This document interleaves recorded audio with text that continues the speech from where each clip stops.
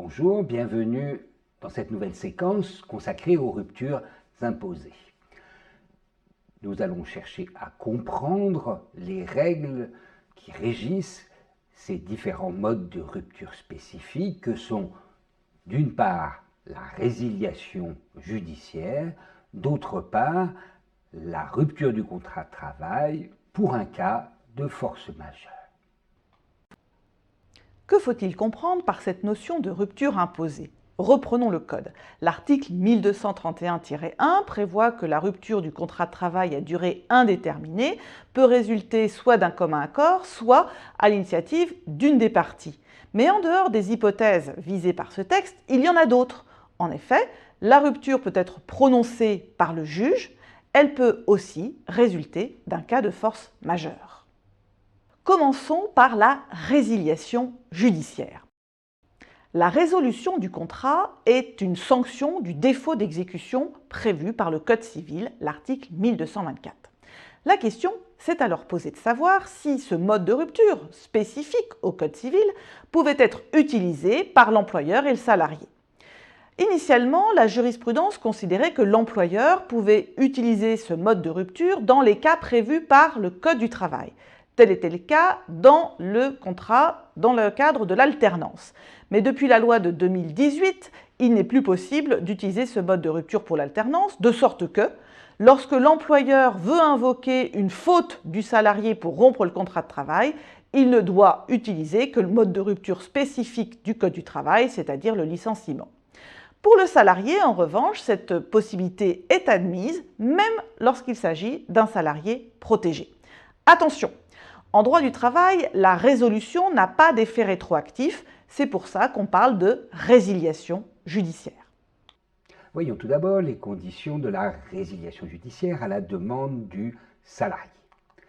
Celui-ci va saisir le conseil des prud'hommes, mais pas dans sa formation en référé.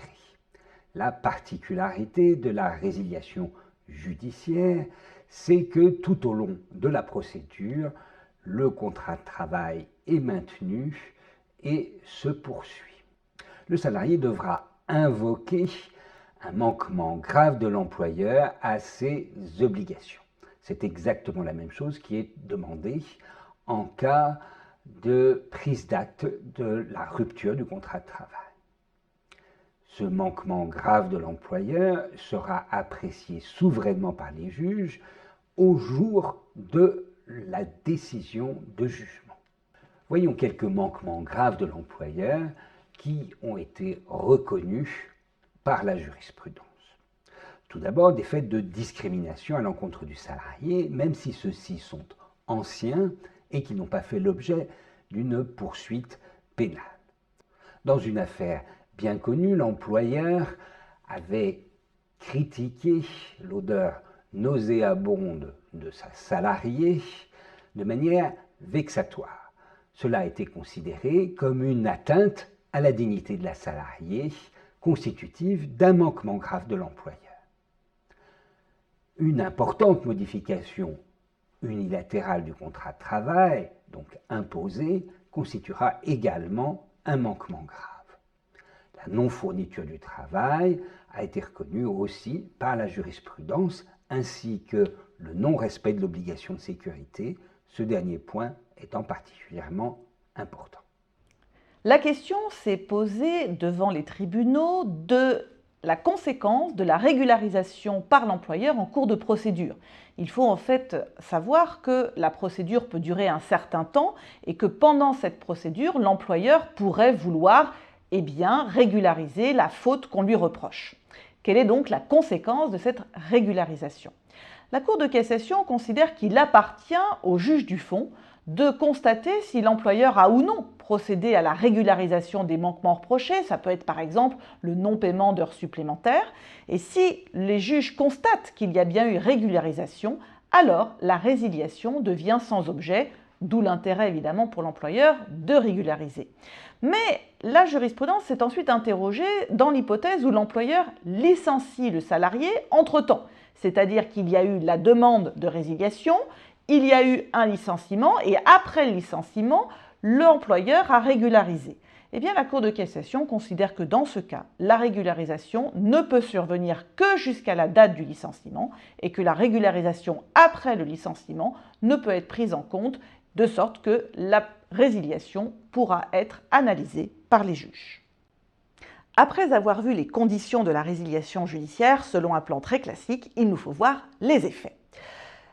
D'abord, comme la procédure est longue et qu'il n'y a pas dans le Code du travail, comme pour la prise d'acte, un texte prévoyant une procédure accélérée, il est possible qu'entre le moment où le salarié a demandé la résiliation judiciaire et le moment où les juges se prononcent, d'autres événements interviennent. Alors, est-ce que l'employeur et le salarié peuvent mettre fin au contrat pendant la procédure et si oui, quelles en sont les conséquences ? L'articulation avec les autres ruptures du contrat de travail fait l'objet d'une jurisprudence abondante. Selon les modes de rupture, les réponses ne sont pas les mêmes.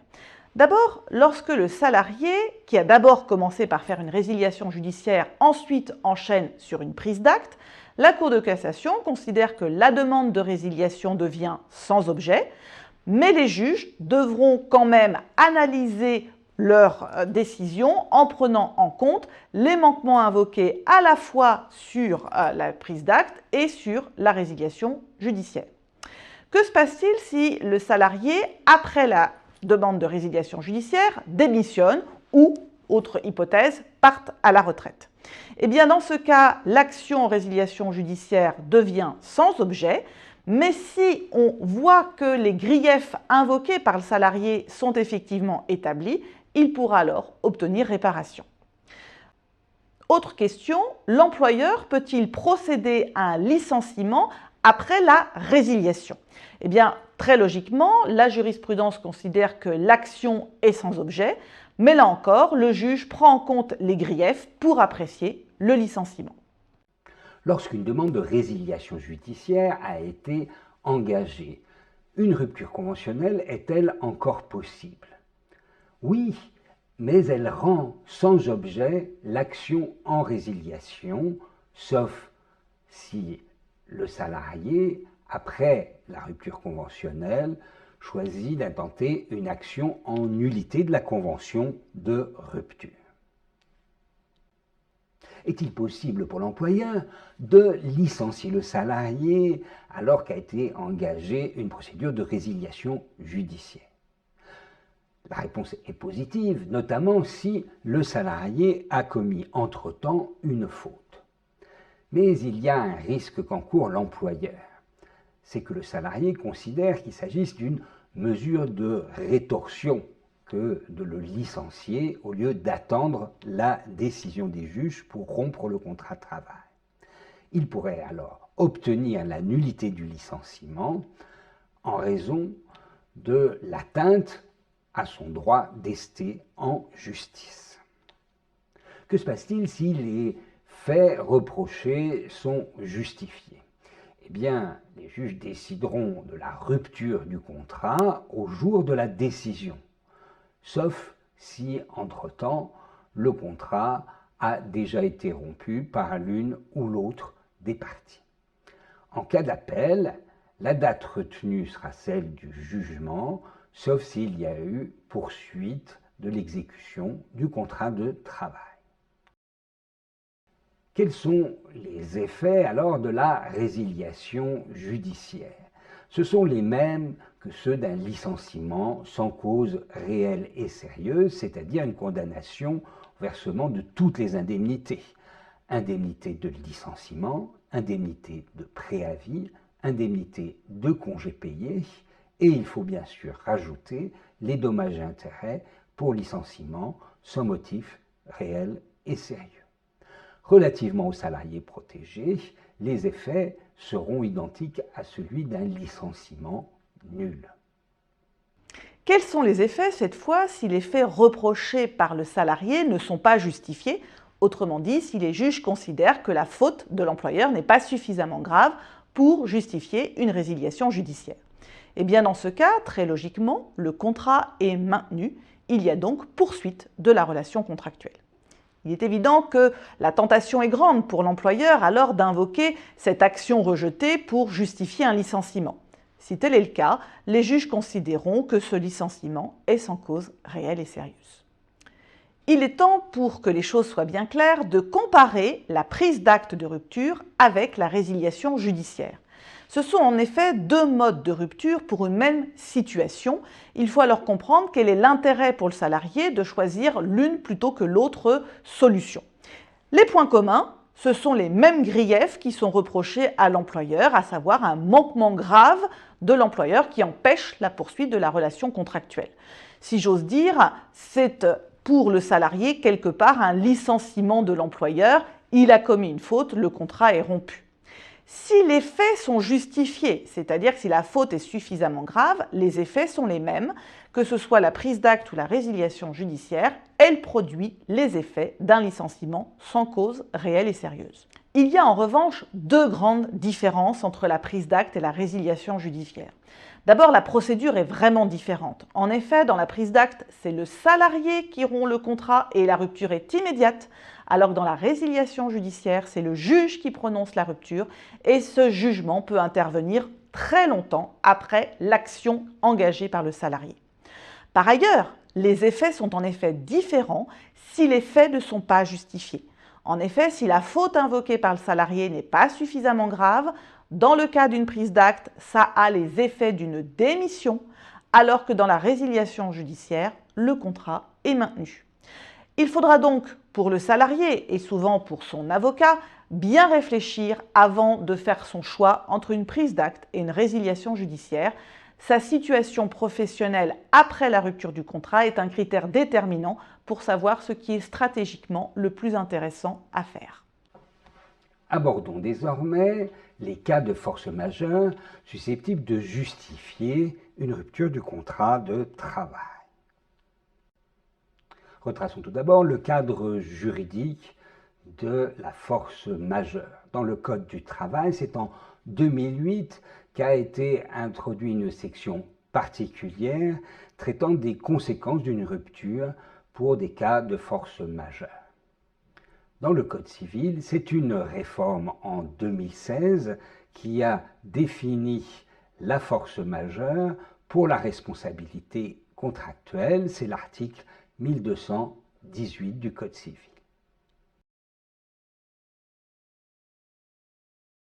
Pour traiter du régime applicable, voyons tout d'abord comment qualifier un cas de force majeure pour rompre le contrat de travail. Il y a tout d'abord une définition jurisprudentielle de la force majeure avec trois critères à réunir. Le premier est celui de l'extériorité. Il faut la survenance d'un événement extérieur, par exemple une catastrophe naturelle. Ensuite, il faut que cet événement ait été imprévisible lors de la conclusion du contrat. On parle d'imprévisibilité. Enfin, il faut que cet événement soit irrésistible dans son exécution, qu'on ne puisse le surmonter. Dans le Code civil, une nouvelle définition est donnée pour la force majeure. Il s'agit d'un événement échappant au contrôle du débiteur, ne pouvant être raisonnablement prévu lors de la conclusion du contrat et dont les effets ne peuvent être évités par des mesures appropriées. Il y a une abondante jurisprudence sur la qualification de la force majeure. Commençons par les rares hypothèses où la force majeure est admise. Il y a notamment l'hypothèse d'un cyclone qui a totalement détruit l'entreprise. Il y a également l'hypothèse d'un incendie qui a détruit le seul centre de production de l'entreprise, de sorte que l'entreprise a dû être fermée de façon définitive. Par ailleurs, un autre cas, il s'agissait d'un retrait administratif d'un agrément qui était nécessaire pour que le salarié exerce sa fonction dans une salle de jeu. En dehors de ces hypothèses, il y a le plus souvent une jurisprudence restrictive qui admet rarement la force majeure. Ainsi, la destruction totale ou partielle des locaux de l'entreprise à la suite d'un incendie ou encore d'un cyclone ou encore de gelée tardive n'est pas admise à partir du moment où la reprise de l'exploitation est possible, même si celle-là intervient tardivement ou qu'elle est onéreuse. De la même façon, l'incarcération ou la détention provisoire du salarié ne peut justifier la rupture du fait d'un cas de force majeure. Dans ces hypothèses-là, l'employeur devra procéder à la suspension du contrat de travail. La Cour de cassation a d'ailleurs considéré que le décès de l'employeur n'est pas un cas de force majeure. Plus généralement, la cessation de l'entreprise, le redressement judiciaire ou les difficultés économiques ne sont pas des cas de force majeure et plus récemment, la Cour de cassation pourrait admettre que la crise sanitaire ne soit pas non plus un cas de force majeure dès lors que l'État a largement apporté des aides et subventionné les entreprises. Voyons maintenant le régime applicable. La rupture est de plein droit. Et c'est ce que précise le Code civil. La rupture est immédiate à partir du moment où il y a un empêchement définitif d'exécuter le contrat de travail. La rupture se constate alors sans avoir à respecter de procédure particulière. En revanche, il faudra veiller à verser l'indemnité de congé payé lorsque ceux-ci n'ont pas pu être pris. Il y a également un cas particulier défini par le Code du travail, la survenance d'un sinistre. En ce cas, le salarié a droit aux indemnités de rupture que sont les indemnités de préavis, de licenciement, ainsi que les indemnités de congés payés. Cependant, le Code du travail n'a pas donné de définition précise de ce qu'est un sinistre. Que faut-il retenir en synthèse de ces deux modes de rupture? Concernant la résiliation judiciaire, ce mode de rupture est offert uniquement aux salariés. Il doit justifier d'un manquement grave de l'employeur, saisir les prud'hommes, et les effets sont variables selon que les faits sont ou non justifiés. Si les faits sont suffisamment graves, la résiliation judiciaire produit les effets d'un licenciement sans cause réelle et sérieuse. Si les faits ne sont pas suffisamment graves, le contrat se poursuit en principe. Concernant la force majeure, il faut bien comprendre que ce mode de rupture du contrat de travail est assez rarement admis. Il y a en effet 3 critères appréciés strictement par les juges pour que leur rupture soit consommée. Dans ce cas, c'est une rupture immédiate et sans versement d'aucune indemnité. On comprendra alors pourquoi elle est rarement admise, car elle est peu favorable pour le salarié.